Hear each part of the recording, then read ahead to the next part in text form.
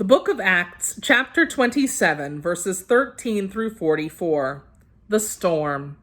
When a gentle south wind began to blow, they saw their opportunity, so they weighed anchor and sailed along the shore of Crete.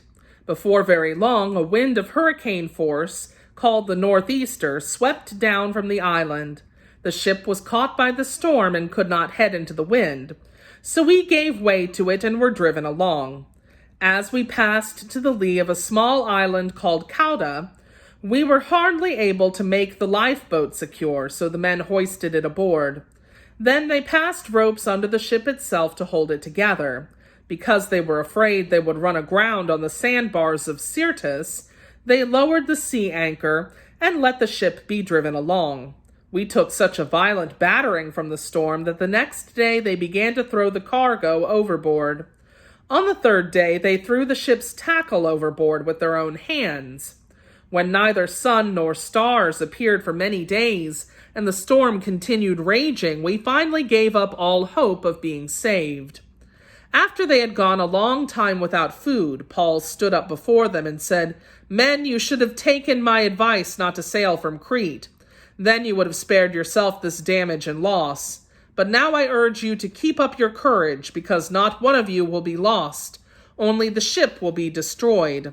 Last night an angel of the God to whom I belong and whom I serve stood beside me and said, 'Do not be afraid, Paul.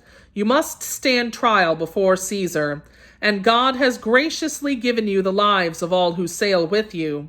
So keep up your courage, men, for I have faith in God that it will happen just as he told me. Nevertheless, we must run aground on some island.'" The shipwreck. On the 14th day, we were still being driven across the Adriatic Sea, when about midnight the sailors sensed they were approaching land. They took soundings and found that the water was 120 feet deep. A short time later, they took soundings again and found that it was 90 feet deep.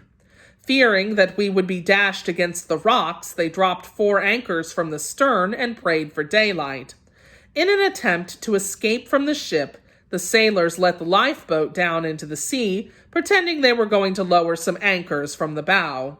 Then Paul said to the centurion and the soldiers, "Unless these men stay with the ship, you cannot be saved." So the soldiers cut the ropes that held the lifeboat and let it drift away. Just before dawn, Paul urged them all to eat. "For the last 14 days, he said, you've been in constant suspense and have gone without food.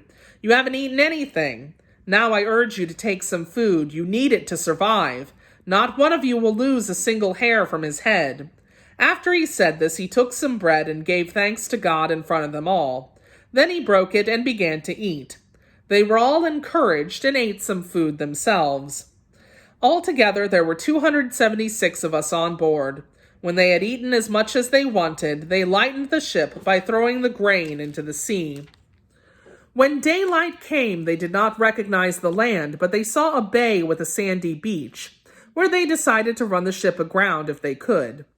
Cutting loose the anchors, they left them in the sea and at the same time untied the ropes that held the rudders. Then they hoisted the foresail to the wind and made for the beach. But the ship struck fast and would not move, and the stern was broken to pieces by the pounding of the surf. The soldiers planned to kill the prisoners to prevent any of them from swimming away and escaping. But the centurion wanted to spare Paul's life and kept them from carrying out their plan. He ordered those who could swim to jump overboard first and get to land. The rest were to get there on planks or on other pieces of the ship. In this way, everyone reached land safely. The word of the Lord.